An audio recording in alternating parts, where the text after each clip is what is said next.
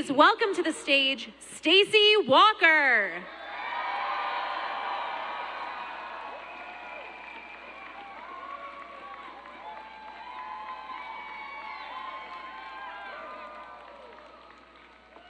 Oh, look at the crowd. How's everybody doing? Oh, this is great. Hawkeyes, how's everybody doing? Oh, man. As one of your co-chairs for the Bernie campaign here in Iowa, I would like to welcome you to one of the most diverse, people-powered campaigns a campaign for the presidency has ever seen. You know, Senator Sanders knows that diversity is our strength. He knows that diversity is how we build movements. And he knows that a people-powered movement is exactly what this country and this world needs right now in this moment. See, he talks about a revolution, and that word may make comfortable, but let me tell you this. It is unacceptable in the wealthiest country in the planet that millions of people are living in poverty. It is unacceptable that millions more are uninsured or underinsured. And it is totally unacceptable that the whole of this planet is being threatened by climate catastrophe.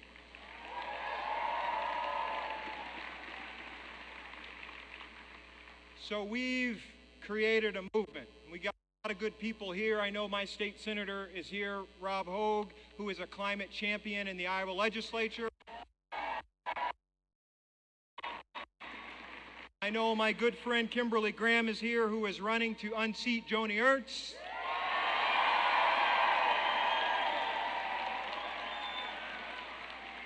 And I know that all of you here are going to help build the movement that is going to send Senator Sanders to the White House to change this country and change this world.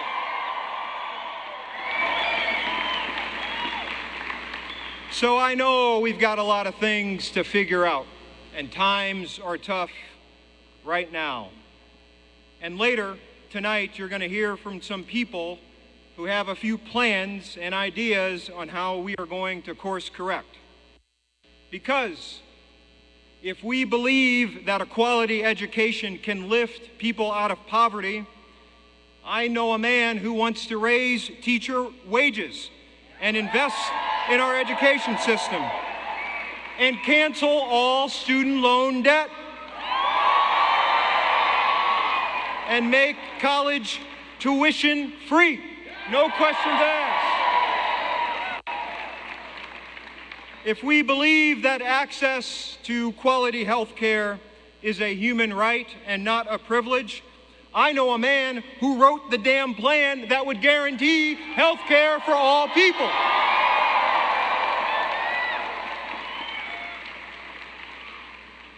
And if we believe that the planet we are all living on is worth saving, I know a man offering the boldest plan to save this planet, and he is not afraid to say that we need a Green New Deal, and we need it now.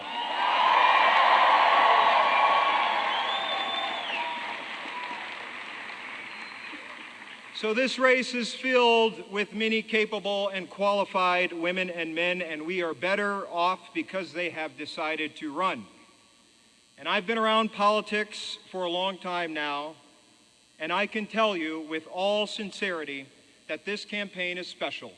And I'll tell you why. It is special because we are asking each and every one of you, not just to vote for a candidate, but to join a movement. And we are asking each and every one of you to fight for someone you don't know.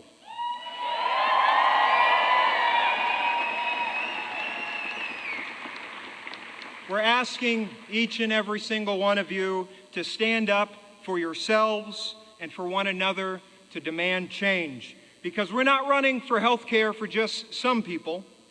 We're not asking for free college for just a few. This is about all of us. This is about who we want to be.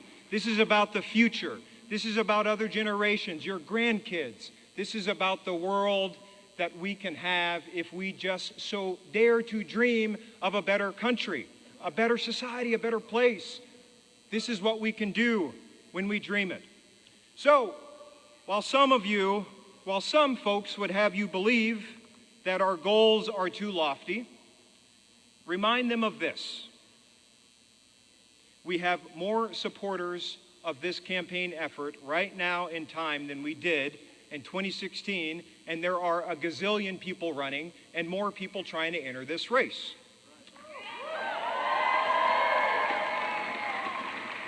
We defeat Donald Trump in head-to-head polls in all of the swing states that literally decide our elections.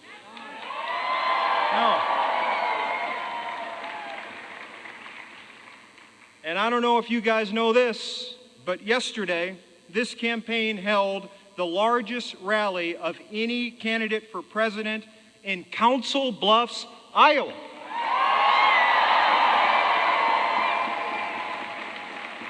And to top it all off, we are 100% funded by the people.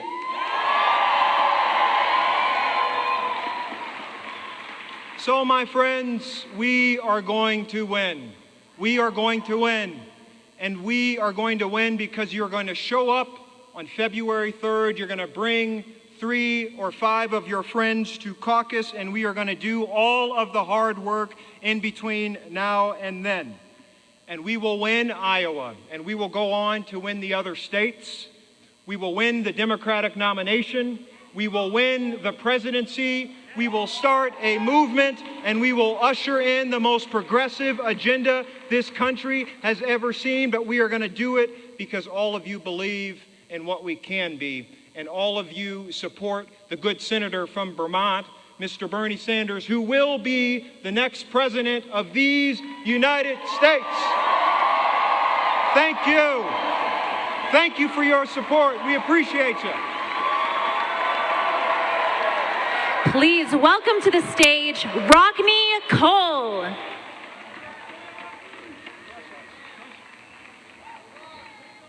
Ladies and gentlemen, how you all doing tonight? My name is Rockne Cole. I serve on the Iowa City Council, and I am here tonight to endorse Senator Bernie Sanders to be the next president of the United States of America. You know, brothers and sisters, there are some that say that Bernie Sanders is too radical to be president. Well, let me tell you one thing. On behalf of the American working class.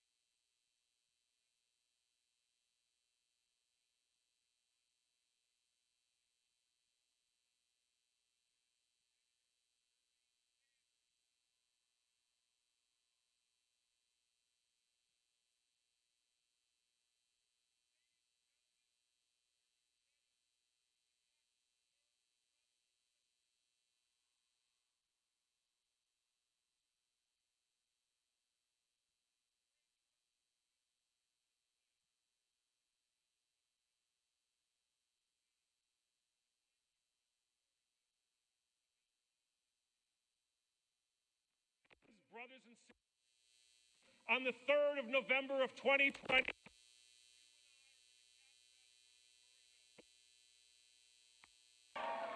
and from that moment to this, you and I will do everything in our power to stand with Bernie Brothers Stand, the first president of the United States that will stand up for us.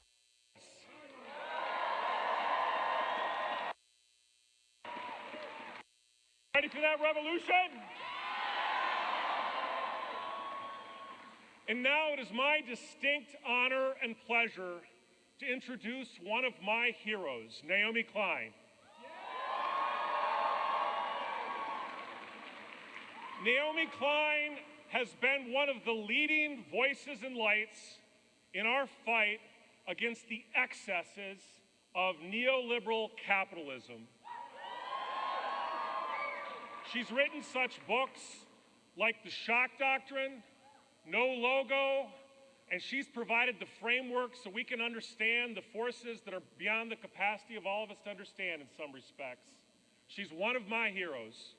And she also was part of a movie called The Take, where workers had the opportunity to run their own business and bring the power of democracy into the workplace. So ladies and gentlemen, without further ado, I now introduce Naomi Klein. Thank you.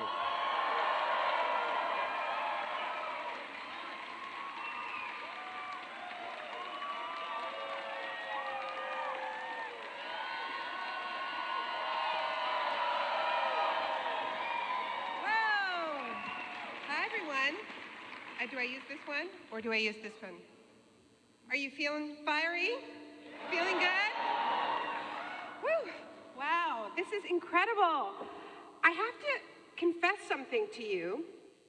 I am feeling nervous. I am feeling nervous tonight, and it's not because I am unaccustomed to public speaking, because I've given a lot of speeches over the 20 years of writing the books that were just mentioned. I've spoken to all kinds of people. I've spoken to scrappy activists in massive demonstrations and to studious students in universities, and I've even had occasion to talk to very serious people in suits sometimes. But here is the one thing that I have never done.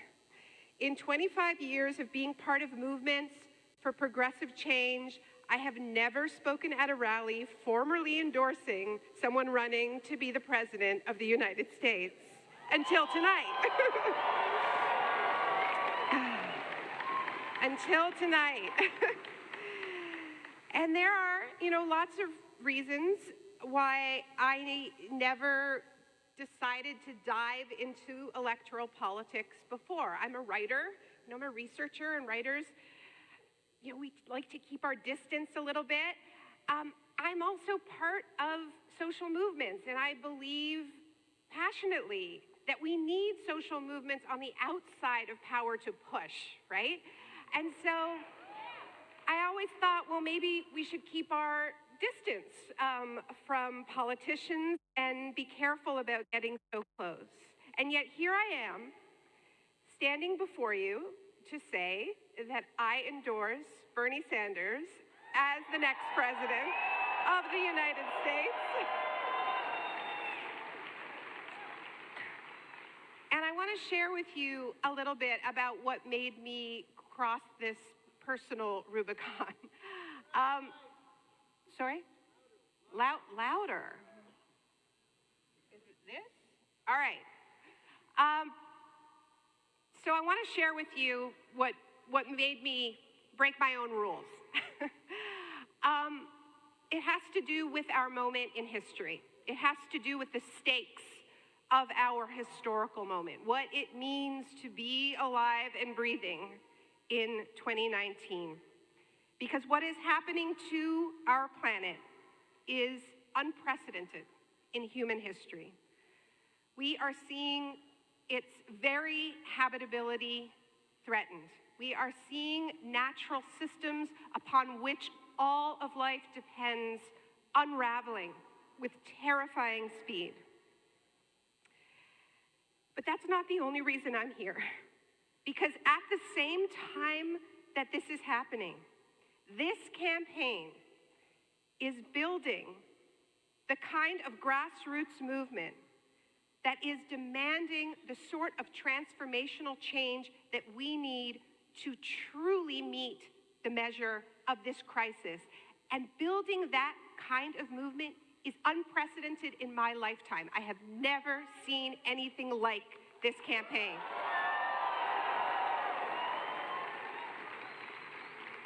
And so that is what is so extraordinary about this moment.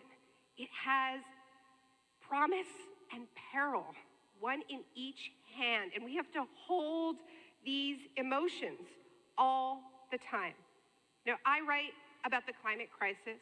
I organize around the climate crisis, and I am so shocked by the speed with which this is unfolding. We are seeing fires so fierce, combining with winds so powerful that no human force can contain them. You know all about the droughts here in Iowa. You know what it means for our food supply, right?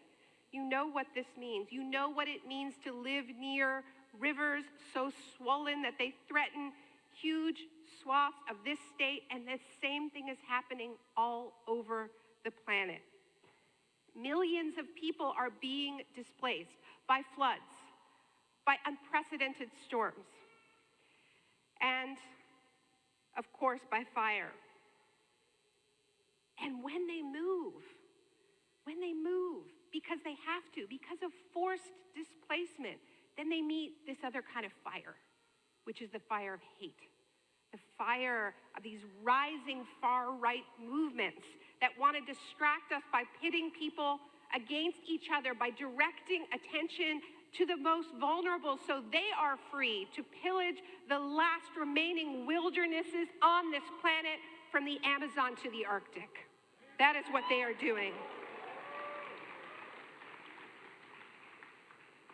So we are facing these two fires, and a little more than a year ago, the foremost panel of climate scientists, the Intergovernmental Panel on Climate Change, charged with advising governments on the best available science, put out a report, and they told us, if we want a fighting chance of averting truly catastrophic climate change, then we need to cut global greenhouse gas emissions in half in just 12 years.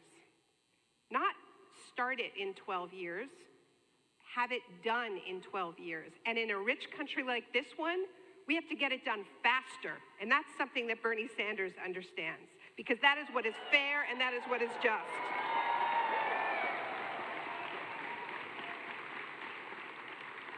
So many lives hang in the balance of what we do or what we fail to do in the handful of years that we have before us. And that was 12 years last year, so it's 11 years now, and it'll be just 10 years by the time we have a new administration, and we're gonna get a new administration.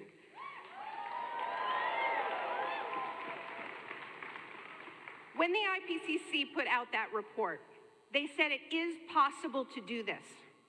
They said it is possible to do this with existing technologies, but they said, and they were very clear about this, they put this in their summary of the report to make sure we didn't miss it. They said it will require not a little tinker there or a carbon tax here or cap and trade.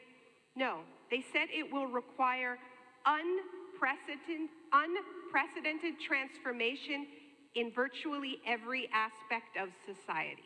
That is what the scientists told us. Sounds a little bit like the Sanders campaign, doesn't it? They listed that we're going to need to change our energy systems, of course. We're going to need to change how we move ourselves around. We are going to need to change how we grow food. We're going to need to change our agriculture systems. We are going to need to change how we build buildings, how we build housing, all of that. So this is, as you can hear, some of us see this as good news, because what we actually understand is that all of these systems are in crisis with or without climate change. And what climate change tells us is we are on a firm and unyielding deadline, and we need to get this transformation done now.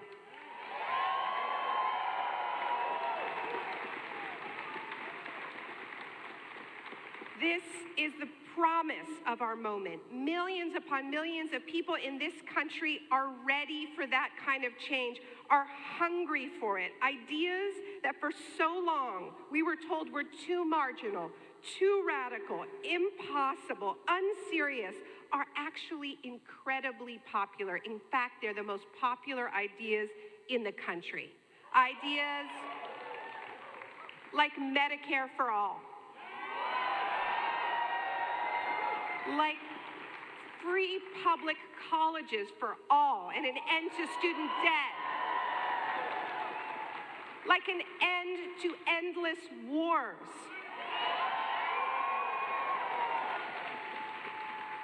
like justice for asylum seekers and migrants and refugees, like homes for all and living wages and all of it woven together under the umbrella that we call a Green New Deal.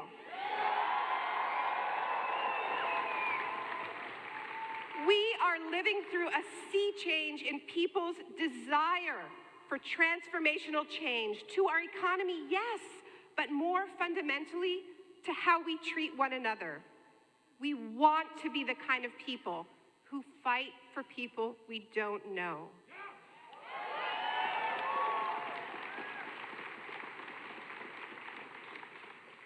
"30 years ago, to almost the day, the Berlin Wall collapsed, and they told us history was over. They said it was the end of the story. They closed the book. You're not allowed to dream anymore. Free markets, an emaciated liberal democracy for all, and maybe we'll compromise on the democracy and you can just shop."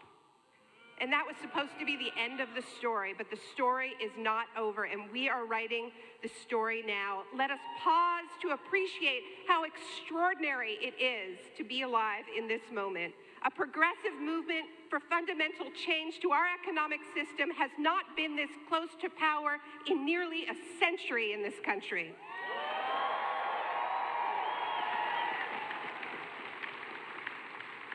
This is the tension, the drama, the unfathomable stakes of our historical moment. We live at a time, as our friend Nina Turner says, when all that we love is on the line. So many lives, so much natural beauty and diversity of life, so much decency. This is what we are fighting for. Who we are going to be as we are tested by these disasters. We also live in a time when building a world based on solidarity, on love for one another and for the natural world, it's actually within our grasp. We could win this. Not a few tinkering technocratic fixes that will not get the job done, but fundamental transformations to virtually every aspect of society, like the IPCC told us we have to do. The changes that are required to safeguard a habitable planet. But if we do this right, if we design the Green New Deal right, it isn't just better than some apocalypse movie we've seen too many times. It's better than Tuesday for the vast majority of Americans.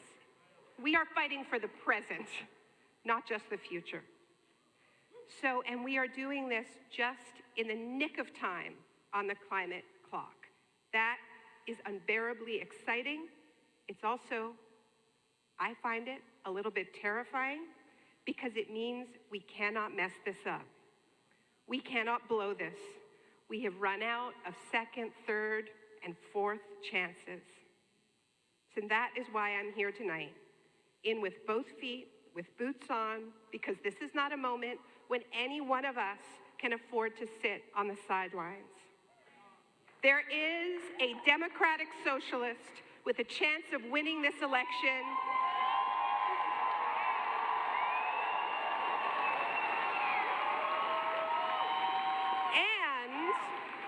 He is running on the Green New Deal of our dreams. And let me tell you, I have looked at all of the plans that the other candidates have put out, and some of them are very good. But I could go on and on about why Bernie's plan is head and shoulders the best Green New Deal out there. I don't have time to list all the ways, but it has to do with the scale of it.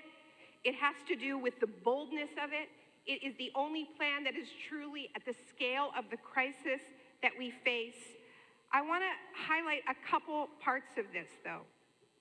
In the last debate, a lot of us were frustrated because the moderator didn't ask a single question about climate change. And there are a lot of people who were complaining about that, and a lot of candidates were complaining about that, and they have a right to. But what was really striking is that Bernie talked about climate change anyway, right? Because if you truly believe in a Green New Deal, you don't wait to be asked about it. It is your plan for the next economy. It's what you talk about when you're talking about jobs. It's what you talk about when you talk about foreign policy, because it is all connected. It's not a laundry list. It's a vision for what we do next.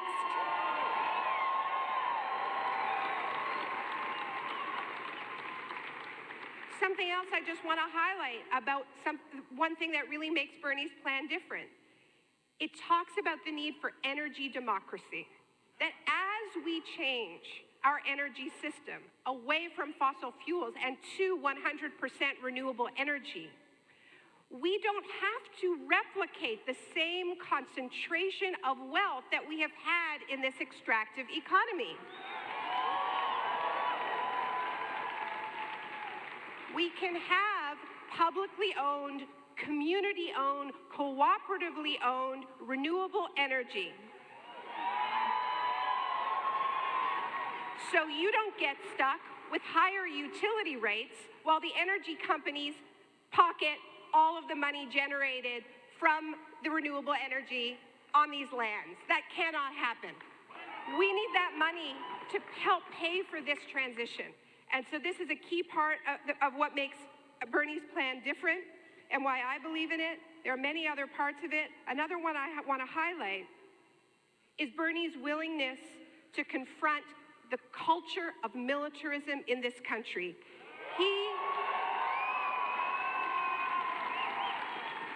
He is calling very clearly for more than $1 trillion to be moved from the military infrastructure of endless war that is now protecting oil infrastructure and move it over to building this infrastructure of life that is the Green New Deal. Now, taking on these weapons companies, okay, taking on the military, that's the greatest taboo in US politics. And that tells you something about Bernie, and it tells you something really important. It tells you he's up for a fight. It tells you he is not afraid of anyone. And that he is willing to pick a fight with the arms companies. He is willing to pick a fight with the Pentagon. He is willing to pick a fight with the fossil fuel companies. And he is willing to pick a fight with the banks and hedge funds who finance them.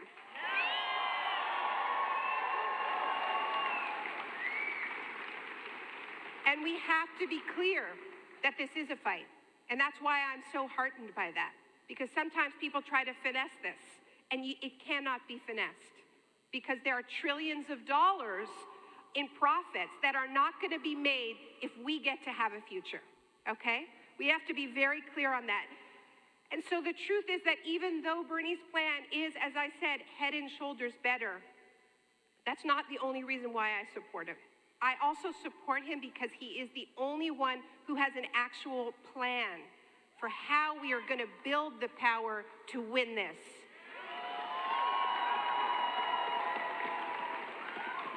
You can have the best Green New Deal plan in the world, but if you aren't building the movement that is going to stand up to all of that corporate and military power, it's not worth the paper it's printed on. This is about building power, and Bernie Sanders understands that in his bones.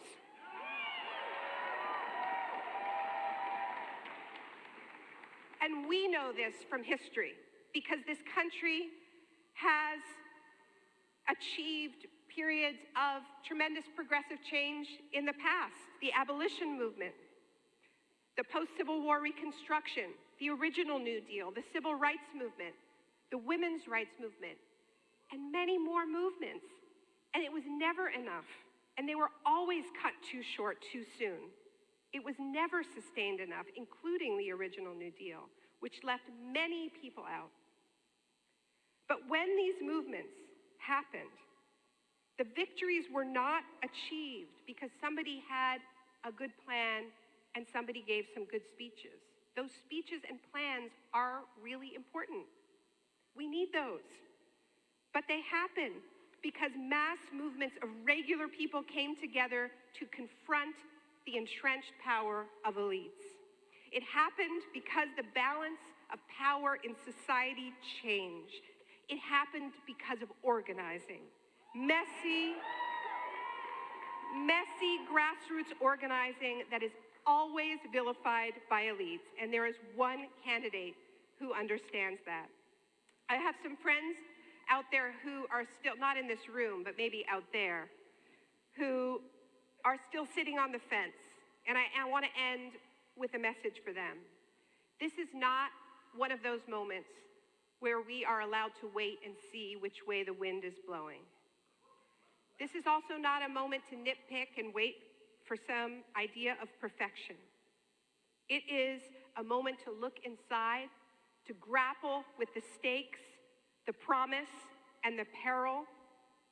We have never been so close to true collapse, nor have we ever been so close to fundamental change.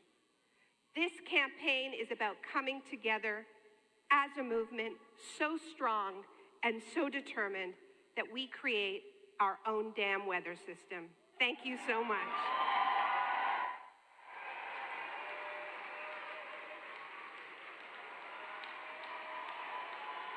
Please welcome to the stage, Nick Salazar.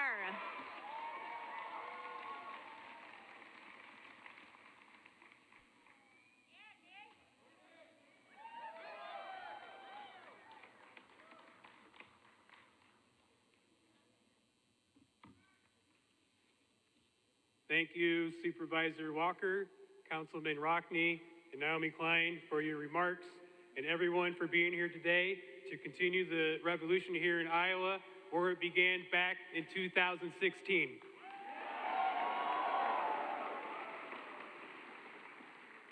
My name is Nick Salazar, and I am the newest Bernie 2020 campaign co-chair.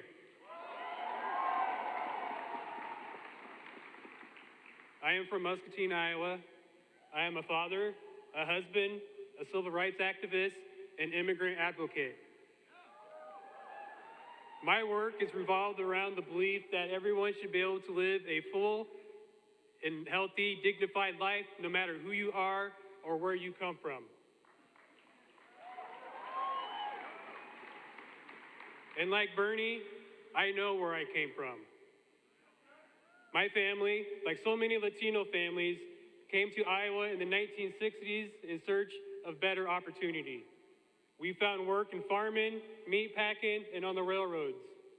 In Muscatine, we picked tomatoes for a company called H.J. Heinz. They forced my family, like so many others, to work and live in unsanitary, unsafe conditions. In migrant camps, in boxcars, even the children forced into the fields, all for little to nothing. Then a man named Cesar Chavez came to the Quad Cities, inspired a labor boycott, and forced local stores to reckon with the corporate sins that Heinz and the rest of the ingredients left off the label. And it worked. We won.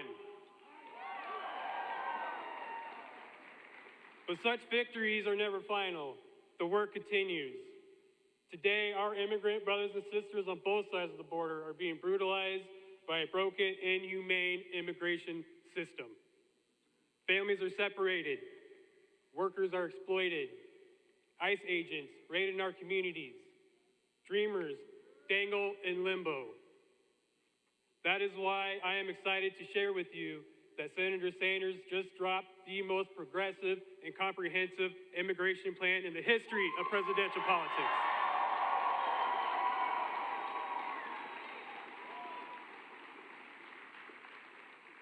Bernie's immigration plan doesn't just dismantle Trump's xenophobic policies, it rejects xenophobia itself, not just in law, but in spirit.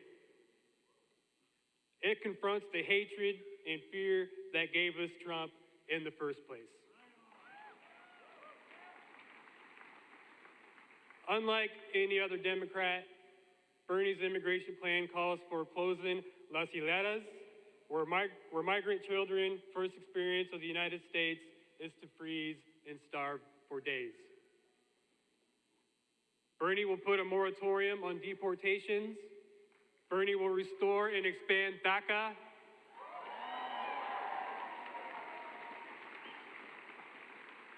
Bernie will end the for-profit detention centers, overturn the Muslim ban, and demilitarize our southern border.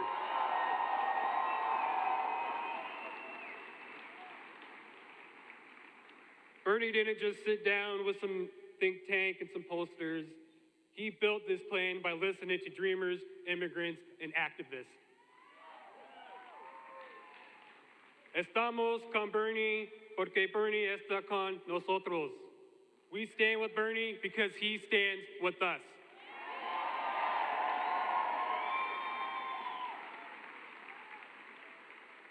Not just on immigration, but on our very humanity, on the economic interests we share with the entire American working class, our right to thrive. That is why I endorsed Senator Sanders earlier this year. He represents the best opportunity for America to transform itself into the nation it can and should be. To win Iowa, yes, and to build a movement that will last so much longer. Our ranks swell with diverse leaders, with millions of working class people, welcoming anyone and everyone who is prepared to fight for racial, economic, immigrant, and environmental justice. And not just for ourselves, but for the millions that we may never meet.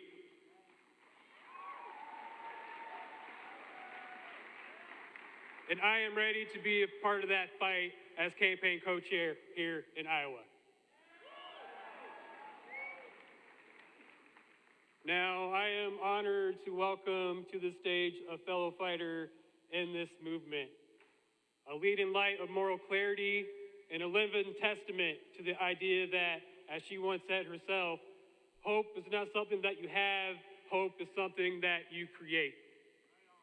She inspires so many of us to believe what we do deserve health care, we do deserve a healthy planet, we do deserve dignity in this life, and we can have it if we fight for it.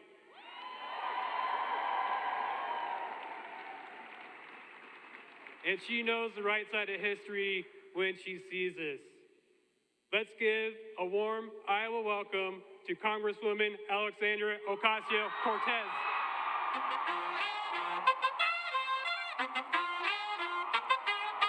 Tú nos dices que debemos sentarnos, pero las ideas solo pueden levantarnos, caminar, recorrer, no rendirse ni retroceder, ver, aprender como esponja absorbe. Nadie sobre todos, faltan todos, suman todos, para todos, todo para nosotros. Soñamos en grande que se caiga el imperio, lo gritamos algo, no queda más remedio. Esto no es utopía, es alegre rebeldía del baile de los que sobran de la danza de mi amiga. Levantarnos para decir llevar, ni África ni América Latina se suba. Un barro con casco con lápiz a patear el fiasco, provocar un social terremoto en escuchar. Hello, Iowa! What's good, Coralville? How's everybody doing tonight? Are you all ready for the revolution? I sure am. I'm so thankful to be here tonight. Thank you, everybody, for driving, for coming out, for making sure that we're gathered here in this evening, because we're here to queue up to transform this country and nothing less than that.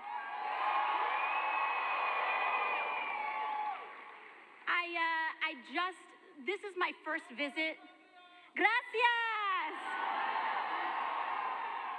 This is my first trip to Iowa ever in my entire life. And we landed. Gracias, otra vez, eso. And we landed, and we got a huge warm welcome of the largest rally of the presidential cycle down in Council Bluffs in Iowa. And it was such an incredible evening. And then just this morning, we turned out another 2,000 people in Des Moines for the climate summit. And now tonight, we're looking at probably around another 2,000, 6,000 people in about 24 hours that we've rallied across the state. It's been such an incredible experience, and having this be my first time in Iowa, I've learned and experienced firsthand the incredible warmth and kindness that there is in this state. Just this morning, actually, I went out and I knocked doors because that's the work, okay? And I was out knocking doors and in Des Moines, and it was really amazing. First of all, having knocked a lot of doors in New York City, knocking doors in Iowa is a much nicer thing. In New York, they're like, I don't want to change my cable. Like, leave me alone. But in Iowa, you know, you just knock on a door and people are just open for a conversation. It's really amazing, and it's beautiful, and it's a testament to the culture, the neighborly culture you all have here. And I think it's incredibly important because building on that culture is what this campaign is all about. It's the kind of culture we're trying to transform within our country. It's a country of loving thy neighbor, a culture of loving thy neighbor, a politics of loving thy neighbor. And to me, that's what policies like Medicare for All are all about. It's about loving thy neighbor.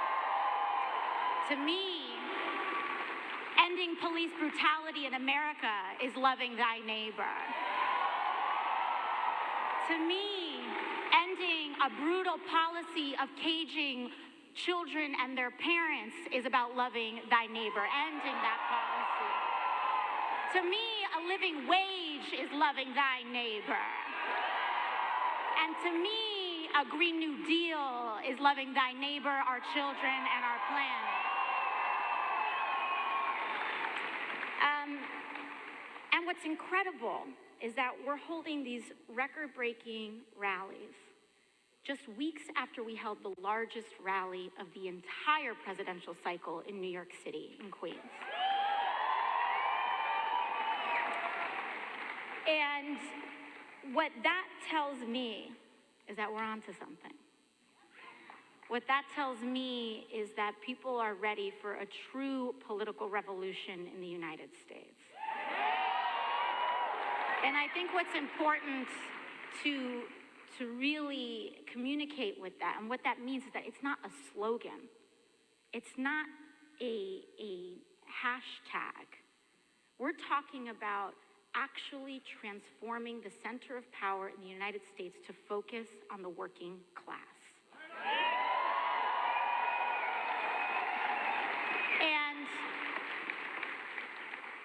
it's been so long that since we have done that people don't even think it's possible.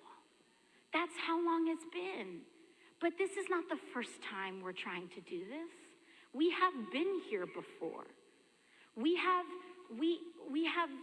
mobilized our entire workforce and our entire economy before. We have fought for civil rights before. We have liberated and pursued and fought for marriage equality before. And I know it seems impossible, but it is not. In fact, it is more within our reach than it has ever been.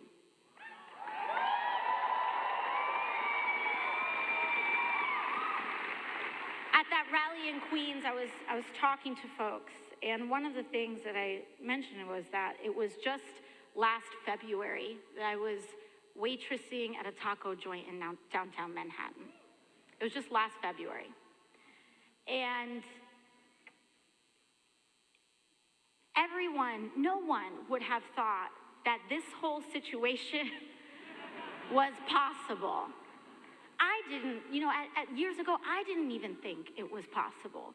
I remember always trying to find people like me anywhere with any sort of decision-making power. People that had worked the jobs that I had worked, people who had working parents that I had had, people that lacked any sort of special connection or social influence, being in charge or having a voice or saying anything.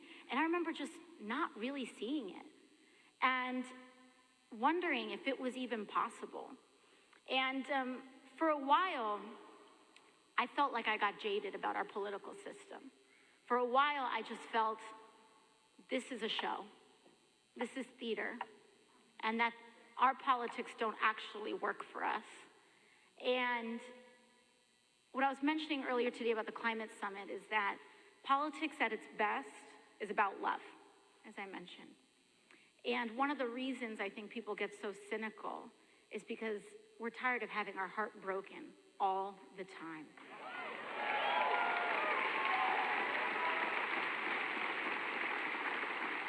And so what happens when your heart gets broken over and over and over again?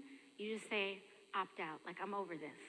Like I'm done with men or women or people, like I'm over it. You opt out.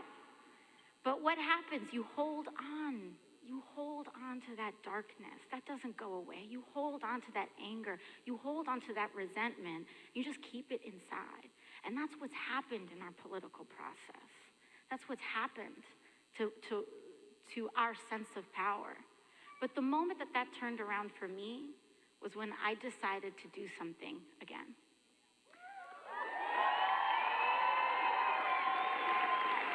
When I decided to knock on a door or go to a Black Lives Matter protest or head to Standing Rock or go to the border, I felt like I was part of something bigger than myself. And that is what a politics of love is all about. Because all of these issues are bigger than us individually. And because these problems are bigger than us, because these problems are universal, our solutions must be universal too.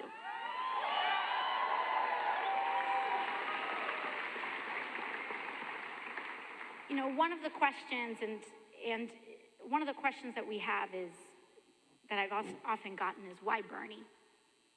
Why have you endorsed Senator Sanders? Why Bernie? And for me, one of the reasons my why Bernie, I think everyone's why Bernie is a little different. Everyone's why Bernie is a little different because we all bring our personal stories here. We all have different life stories. For me, my why Bernie is because when I was born and my parents were expecting myself and my brother, they turned to Planned Parenthood in order to get prenatal services. And Bernie was fighting for me then. My why Bernie is because when I was a kid and my parents were struggling to be on health insurance and my mom was cleaning houses and my dad was trying to start a business, when my parents struggled with being able to have health insurance, let alone me, Bernie was fighting for them. Bernie was fighting for us. My why Bernie is because when I started reading the climate science and felt and saw that we almost acted in 1989, the year I was born, we almost acted and we didn't. And now our seas are rising, our droughts are expanding, our crops are reducing in their nutrient density. When I started reading that, and I felt the profound betrayal of the failure of political leadership then, and I look at what Bernie was doing, Bernie was fighting for us. He fought for me when I didn't have health care as a waitress. He fought for me when I graduated with $20,000, over $20,000 in student debt. He fought for me when I wasn't making a living wage. And so my why Bernie is because since he has fought for me, I want to fight for him.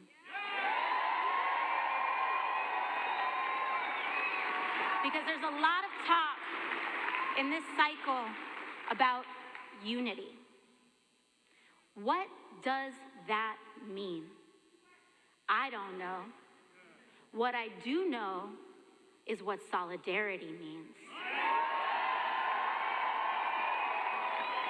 Solidarity means fight for someone you don't know. Bernie Sanders did not know when he was doing those things that he was fighting for me. He didn't know that, but he knew what he was fighting for.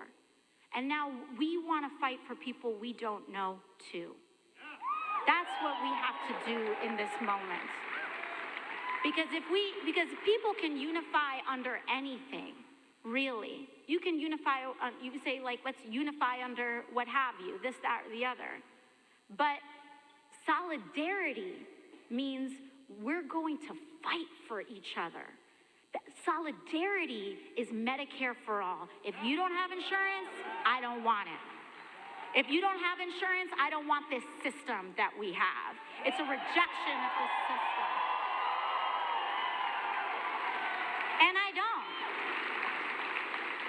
Solidarity means if you're not making a living wage, I don't want a system that accepts being paid people less than a living wage.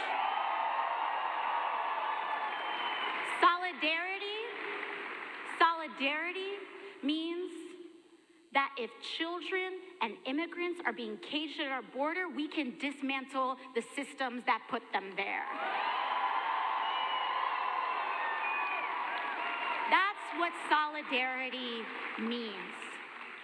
And to all the folks who say none of these things are possible, you have to understand the impossibility and the irrationality of the system we have today. How is it possible that in the richest nation in the world, millions of people are too poor to live?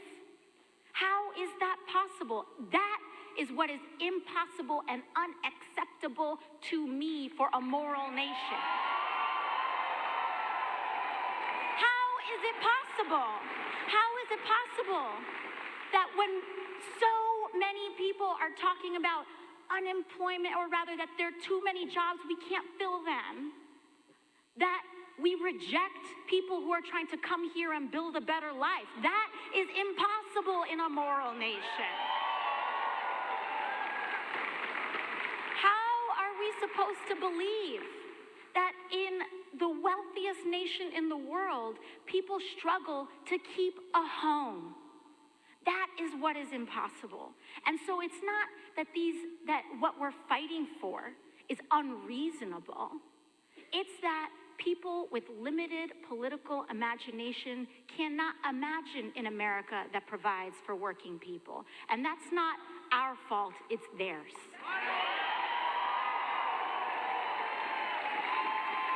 Because there is more than enough. And frankly, just because someone else cannot imagine a political system that's not run by billionaires doesn't mean we shouldn't have a political system that's run by working people.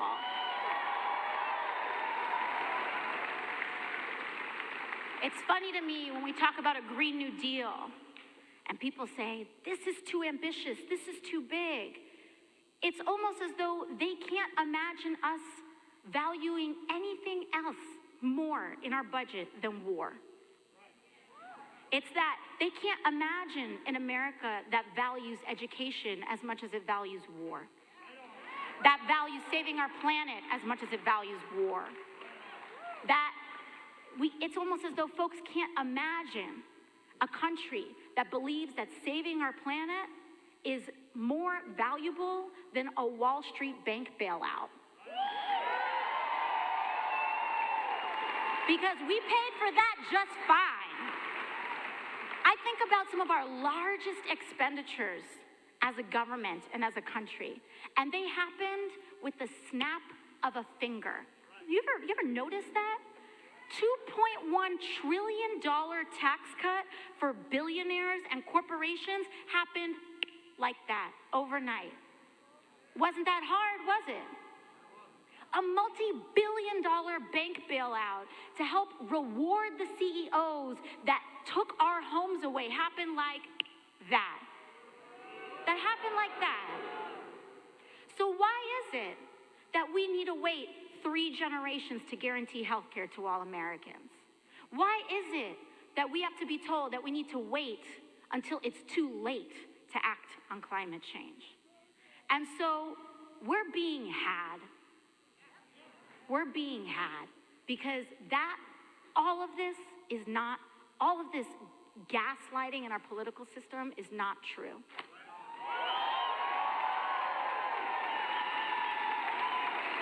But I want people to realize how important this moment is right now. When I was first running for office, and I was, I kept a Trader Joe's bag.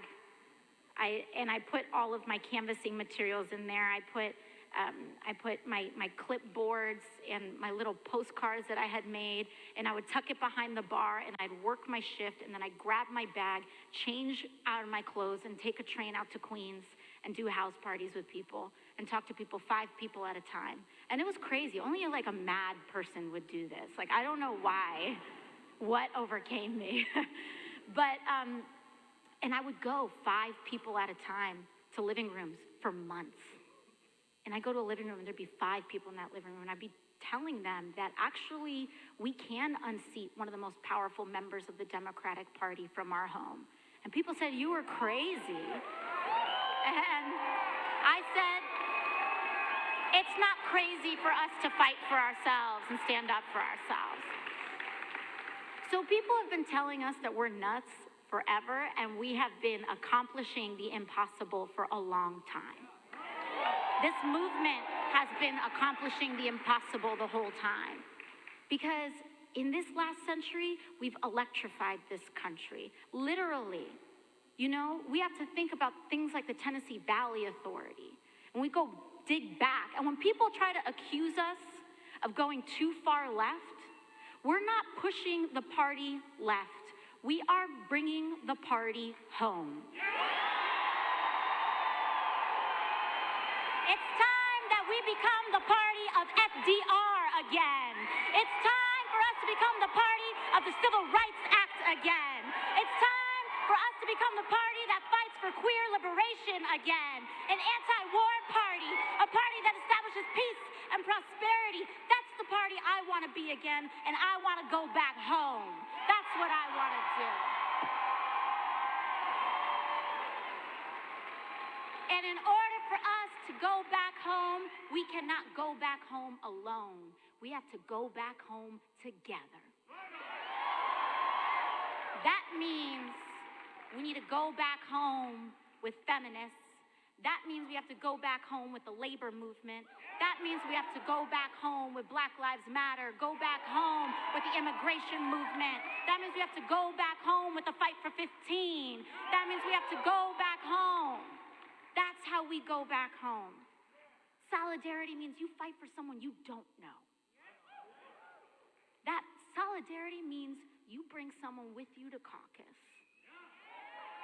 But what I mean by that is not just literally, but figuratively.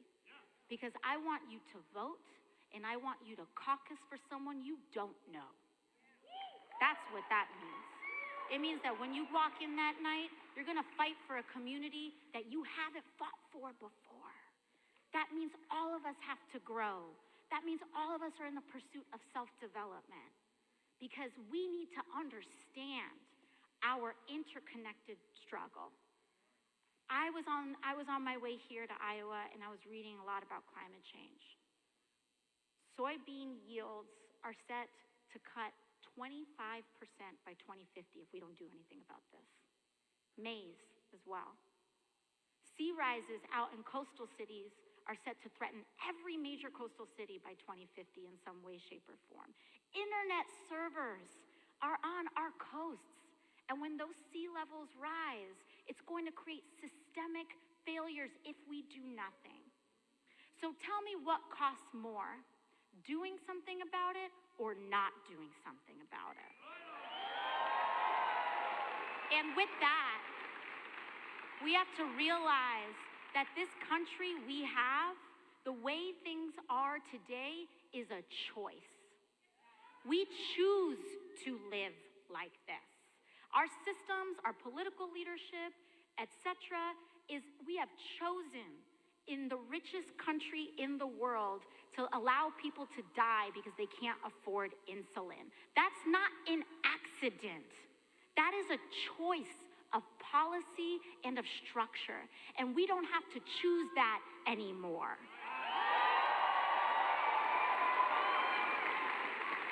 But I need us to remember, we have to remember that this is not a show.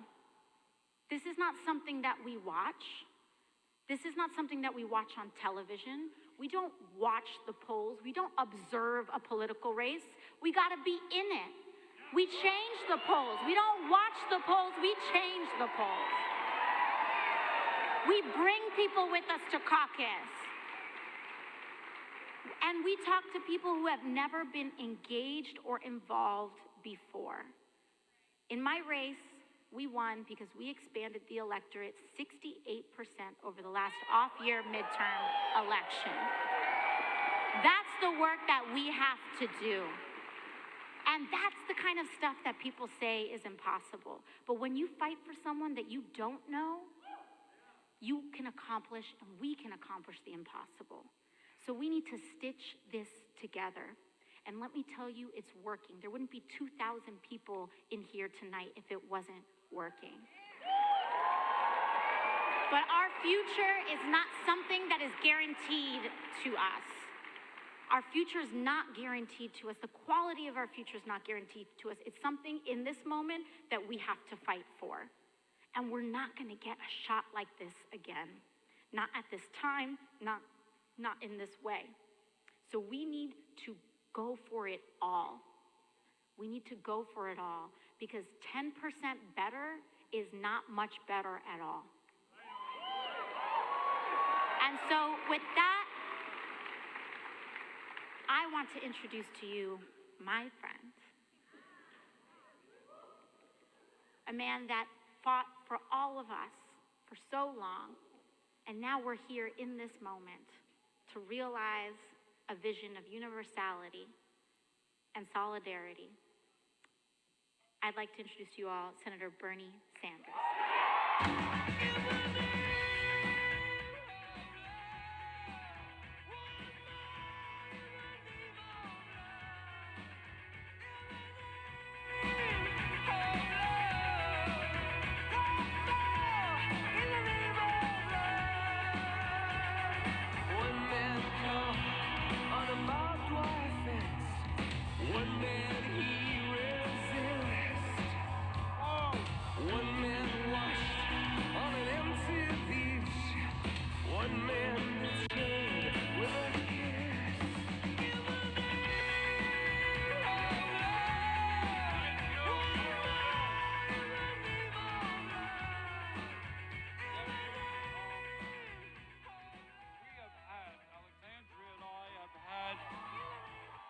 Great weekend. We had a wonderful turnout in Council Bluffs. We had, I think, almost an historical climate change conference in Des Moines. And thank you all very much for being out here tonight. Let me thank Pet Cemetery for their music, Yoke Law for his great music. Let me thank one of the great political leaders in the state of Iowa for his support.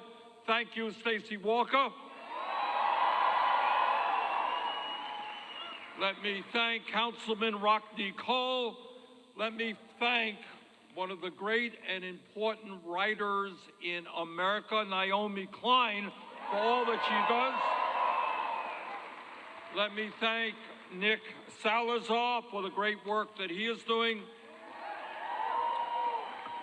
And last but not least, let me thank a young woman who in less than 1 year, hard to believe that Alexandria has been in Congress for less than 1 year, But during that time, she has inspired millions of working people and young people throughout this country and has helped transform politics.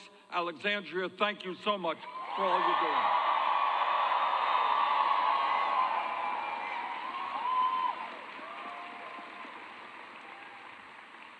I think I'm going to make a very short speech because Alexandria said it all. What can I say? What am I left to say here? All right, what this campaign is about is really, and I say this honestly, is a unique and unprecedented campaign. And the reason for that is it goes without saying that we're here to win in Iowa, and with your support, we will. It goes without saying that we are intending to win the Democratic nomination. With your help, we will. And needless to say, it means that we are going to defeat the most dangerous president in the history of this country.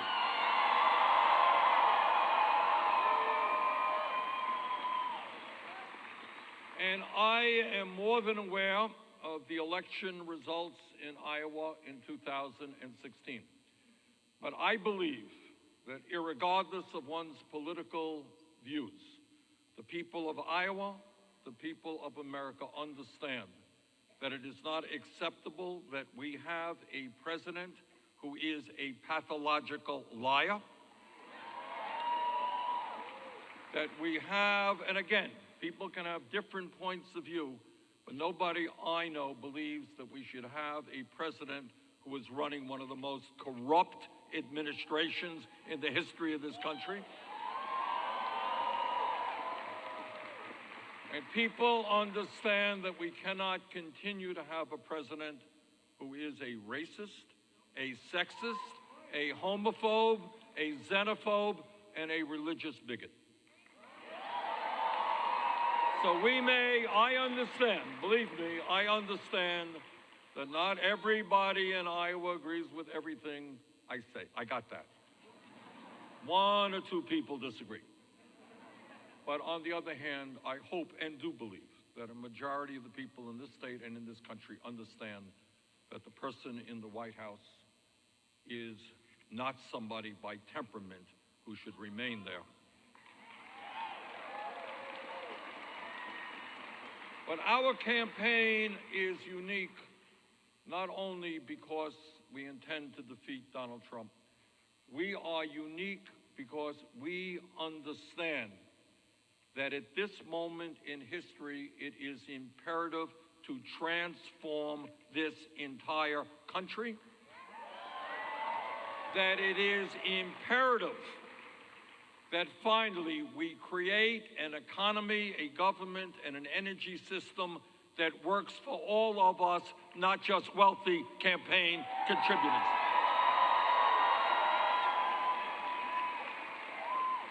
And here is something else that makes our campaign unique. And that is the message of our campaign is us, not me. And that message deals with two realities, and Alexandria touched on one of them. And that is the understanding that what human life is about, what the good life is about, is for me to know that when your family is in trouble, my family has got to be there for you. You're not alone, you're not isolated. And that when my family hurts, you are there for me, because as we go through the struggle of life, we have got to be in it together, to support each other, to love each other. That unlike Trump and his friends who believe that greed and corruption is what life is about, we believe in love and compassion and bringing people together around those values.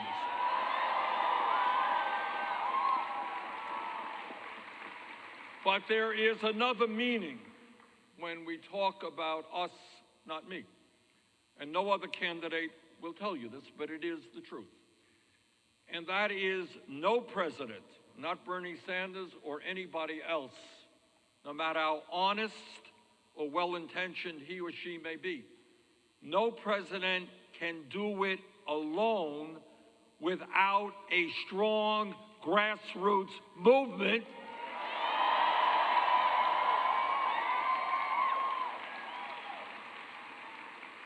because we understand that real power in this country rests with a corporate elite, and I'm talking about Wall Street, I'm talking about the insurance companies, I'm talking about the drug companies, talking about the fossil fuel industry, I am talking about the military-industrial complex,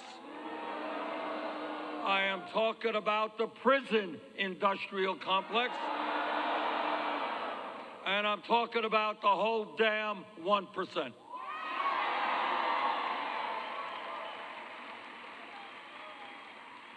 So what our campaign is about is not only defeating Trump, it is creating a government and an economy that works for all of us. But what we understand is that the only way real change takes place is never from the top on down, it is always from the bottom on up.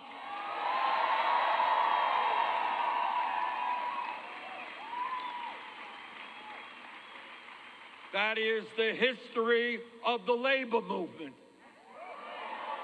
That is the history of the civil rights movement. That is the history of the women's movement. That is the history of the gay rights movement. And that is the history of the environmental movement. So when I am in the Oval Office having my little chat with Wall Street and the drug companies, I think my message to them is not do the right thing. My message is that tens of millions of people are telling you to do the right thing.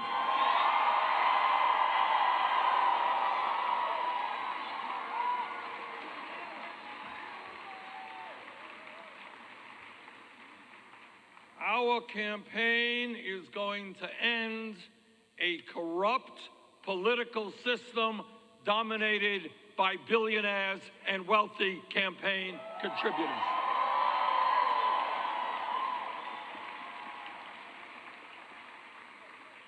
Our campaign is going to end the grotesque level of income and wealth inequality which exists in America today.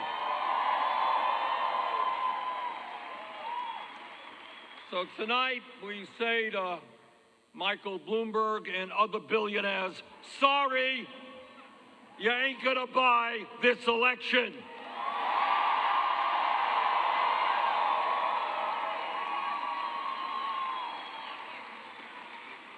You're not gonna get elected president by avoiding Iowa,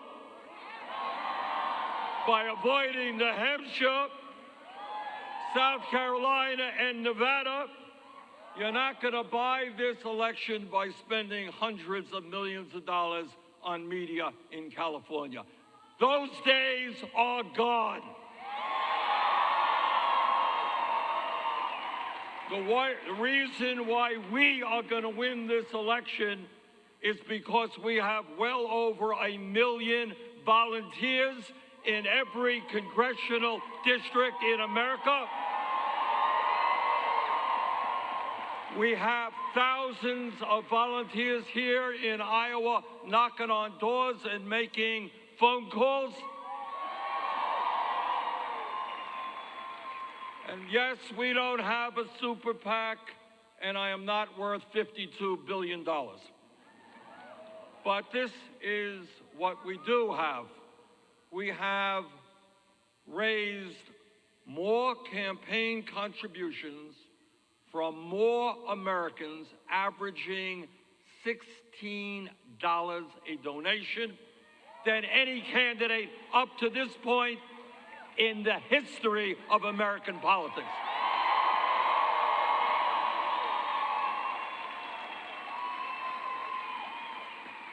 Bloomberg can have his billions, but that is why we are going to win this election. And when we talk about a new vision for America, what we understand is we will not allow Donald Trump to divide us up based on the color of our skin or where we were born or our sexual orientation or our religion.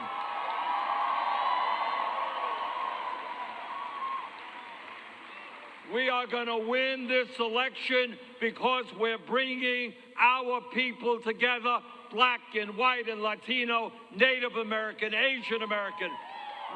We're bringing our people together around an agenda that works for all of us. And Alexandria touched on this point, and it's a very important point, and I want to pick up where she left off.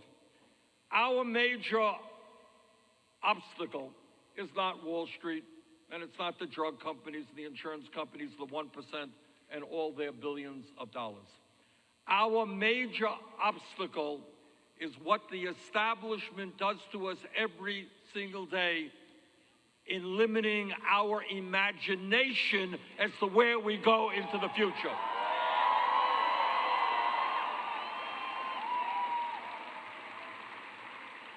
The message that comes down every day from the political establishment, from the economic establishment, from the media establishment is that don't think big, don't have dreams, don't have a vision, don't have new ideas because you are powerless, you're nothing. Real power rests with the people on top. What this campaign is about is fundamentally changing that dynamic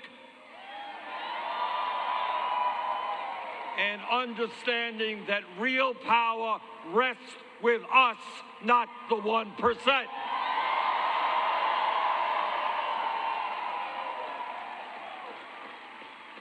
And what this campaign is about is understanding that the working families of this country are sick and tired of working longer hours for lower wages, while almost all new wealth and income goes to the top 1%.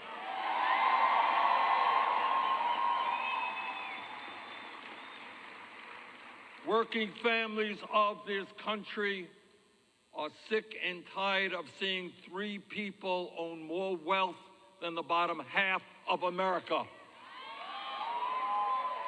Of the 1% owning more wealth than the bottom 92%. Of 49% of all new income going to the top 1%. So I say to Michael Bloomberg and his billionaire friends, that is going to change.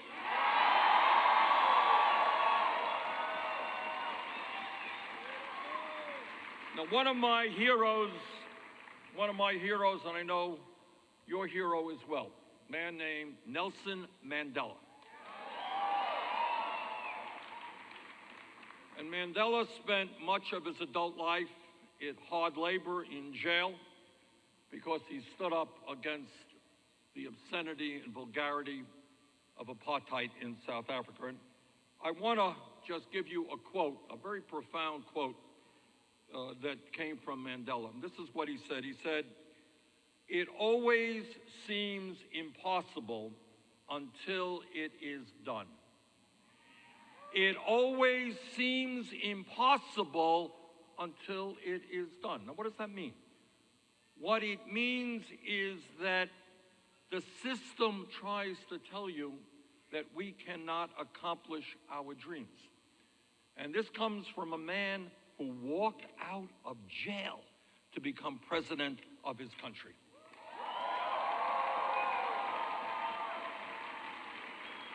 And what that means is we will never accomplish our goals if we do not believe we can accomplish those goals. If we believe that all we are worth as workers are $8 or $9 an hour, that is all we will ever get. If we believe that we are not entitled to health care as a human right, we will never have health care. So our job is to have the courage to envision the kind of America we want and to have the guts to fight for that America.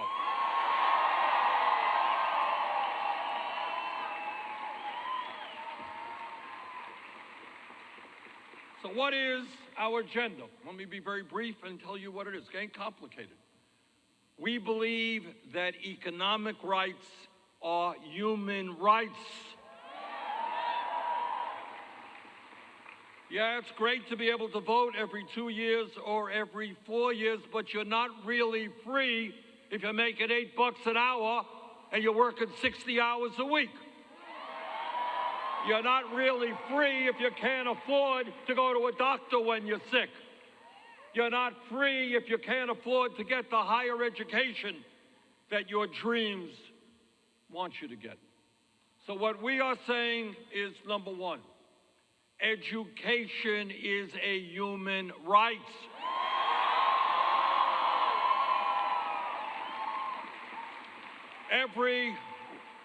Every psychologist who studies the issue will tell you that 0 through 4 are the most important years of intellectual and emotional development. And yet we have a pre-K and child care system that is completely dysfunctional and unaffordable. Well, if you love America, you love the children. We are going to have universal, high-quality, affordable child care.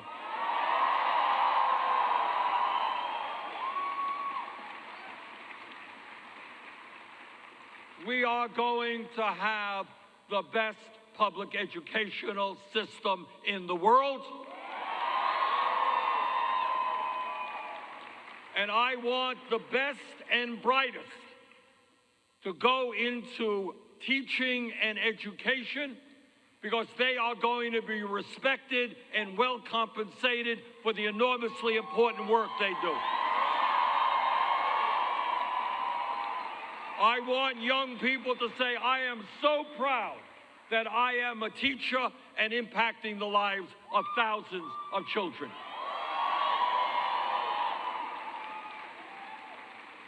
And we are going to make public colleges and universities tuition free. And we are going to cancel all student debt in America.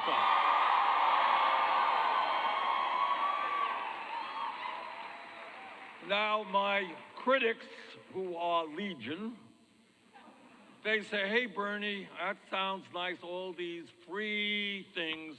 How are you going to pay for it? Well, you know, I think back.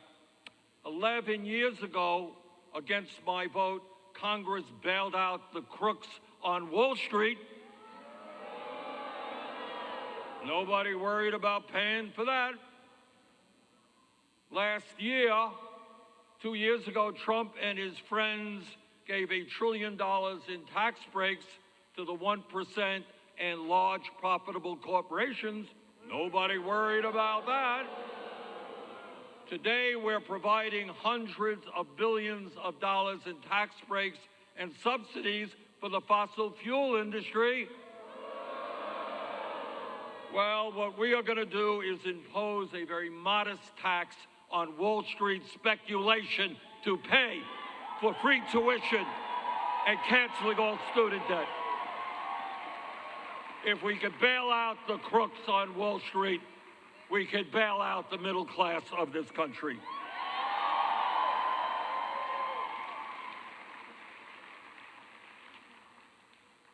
Four years ago, I came to Iowa, and I said what people thought was a very radical idea. and that is that health care is a human right, not a privilege.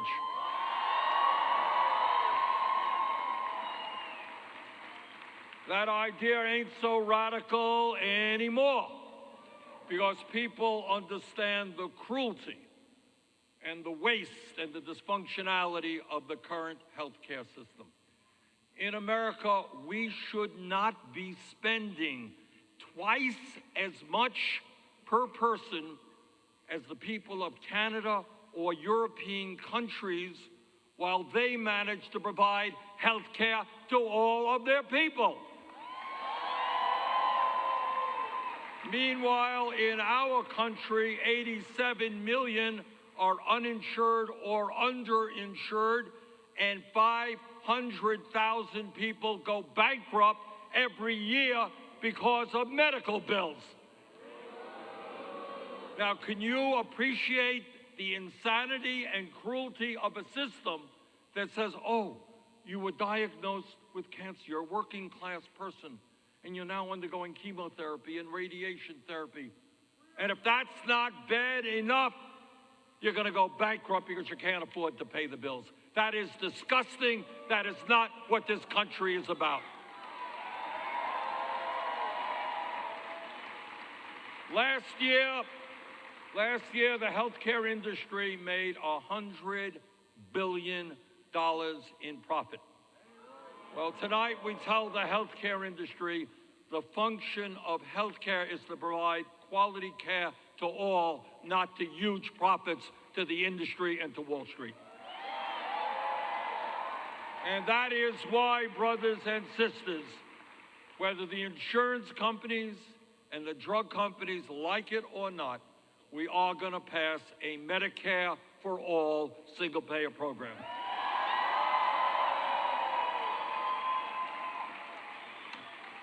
And when we talk about the economy, you believe and I believe that if somebody works 40 hours a week, that person does not have to live in poverty. We're going to raise that minimum wage to a living wage, $15 an hour.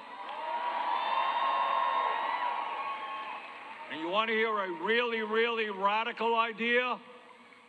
All right, you ready for this? I don't want people collapsing. What about equal pay for equal work for women?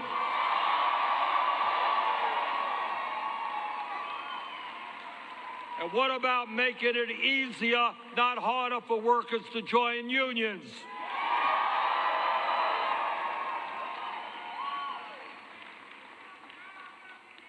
And when we talk about the major issues facing not only our country, but the world, what we understand, which tragically the current president does not, is that climate change is not a hoax, but it is an incredibly dangerous reality for Iowa, for Vermont, for America, and for the entire world.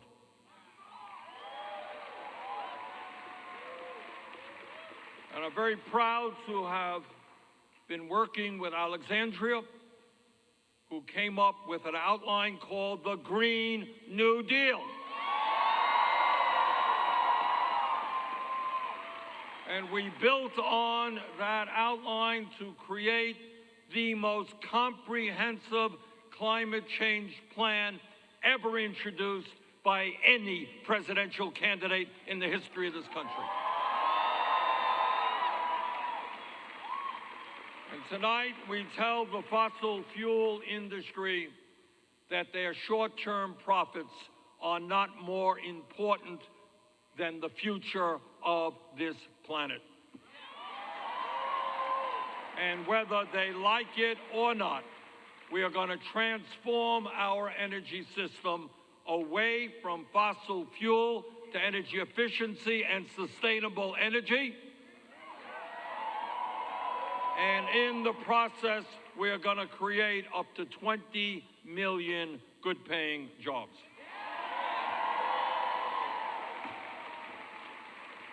And when we talk about our progressive agenda, it is an agenda that says we are going to end a broken and racist criminal justice system.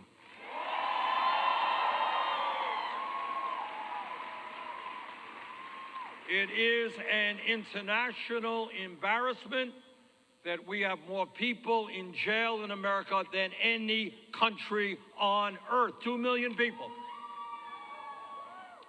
And that is why we are going to invest in jobs and education for our young people, not more jails or more incarceration.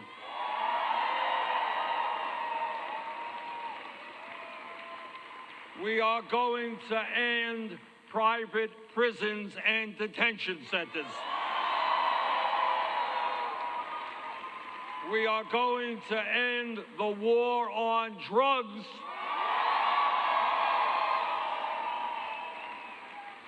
Legalize marijuana, and expunge the records of all those who were arrested in possession of marijuana.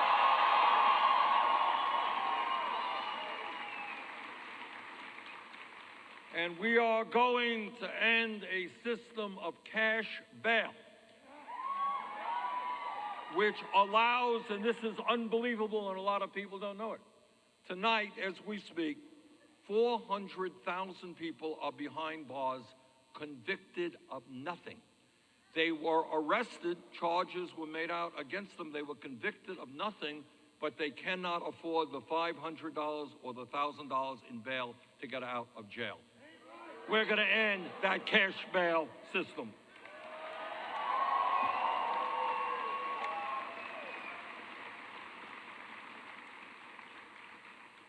And we are going to reform a very, very broken immigration system. We are going to stop the demonization of the immigrant community. We are going to pass comprehensive immigration reform and a path toward citizenship.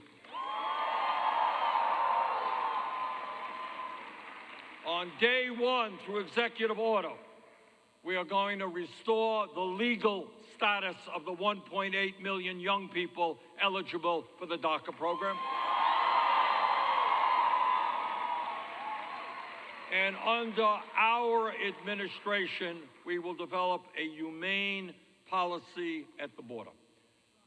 Government agents will no longer snatch babies from the arms of their mothers. Families will not be separated, and children will not be thrown into cages. And we are going to end the ICE raids that are terrorizing communities all over this country.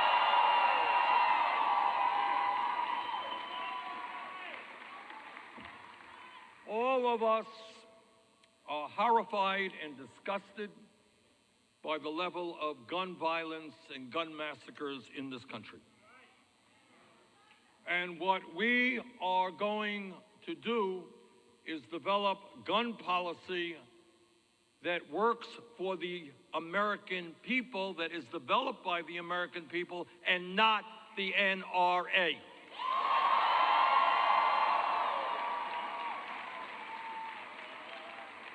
We are going to provide universal and expanded background checks. We're going to end the gun show loophole. We are going to end the so-called straw man provision, which allows people to legally buy guns and sell them to criminal elements.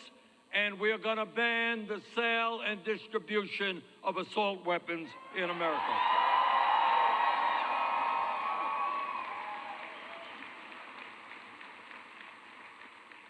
I am a United States Senator, and I'm on the floor of the Senate often, and I hear many of my conservative colleagues talk about their view of limited government, of getting government off the backs of the American people. Well, I say to those conservatives, if you want to get government off the backs of the American people, understand that it is women, not the government, who have the right to control their own bodies.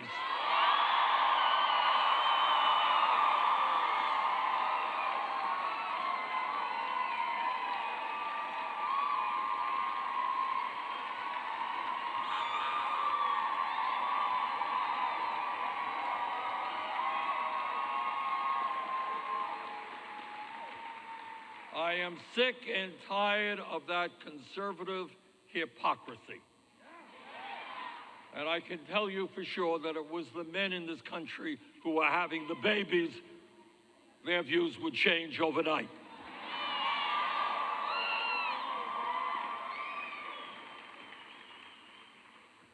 Brothers and sisters, I don't have to tell you, because you already know, that we are living in an unprecedented moment in American history.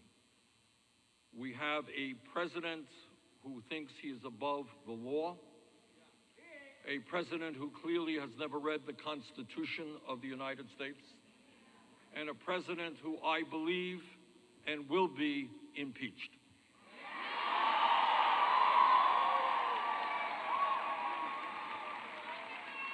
But our issues go beyond Donald Trump. They really do.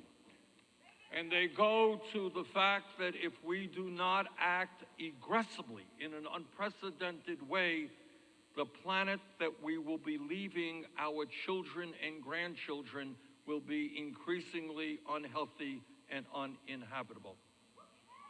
And if that's not enough, we have a nation in which we are moving toward an oligarchic form of society, where a billionaire class believes that they have the right to control the economic, political, and media life of our nation. That is where we are. That's where we are.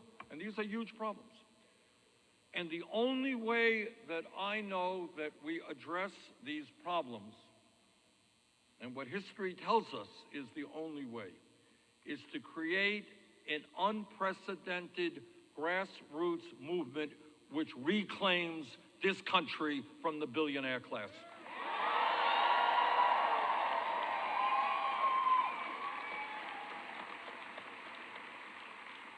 Now, I'm a senator, and I can tell you from personal experience that the 1% are incredibly powerful.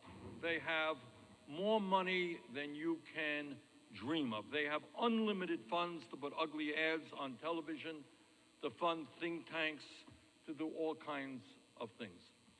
But at the end of the day, the 1% is 1%. And we are 99%.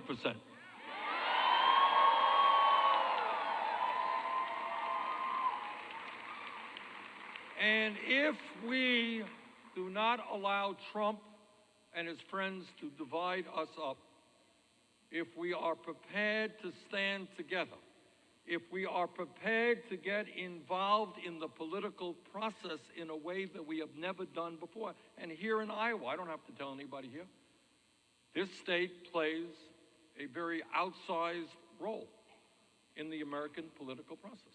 That's what it does. You go first. And I believe that if you are prepared to work hard, to knock on doors, to make the phone calls, to talk to your friends. We got some 2,000 people here. If each one of you reaches out to 3 people, that 2,000 becomes 8,000. Is that right? 6,000 plus 2,000. All right, that's it. All right, that's what it's about. And you have friends who don't vote. You have friends who have given up on the political process. Tell them that you're tired of their complaining.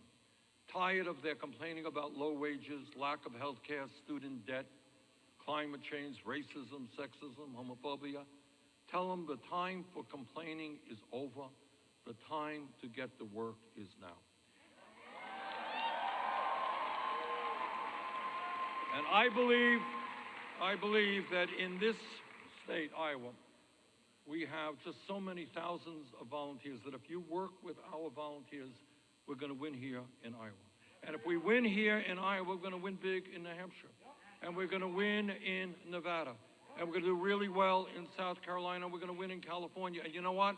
When we do that, we got a direct path toward victory.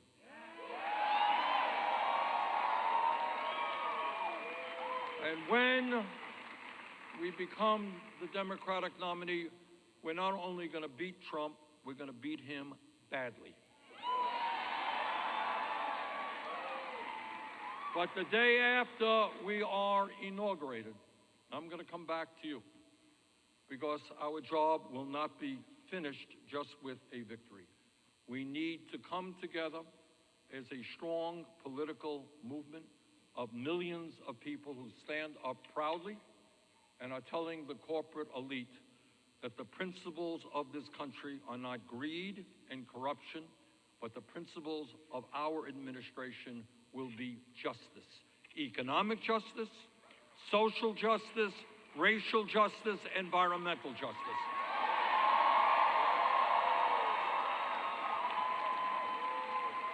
That is who we are. That is what we believe. And if we stand together, roll up our sleeves, we are not only going to win this election, we're going to transform this country. Thank you all very much.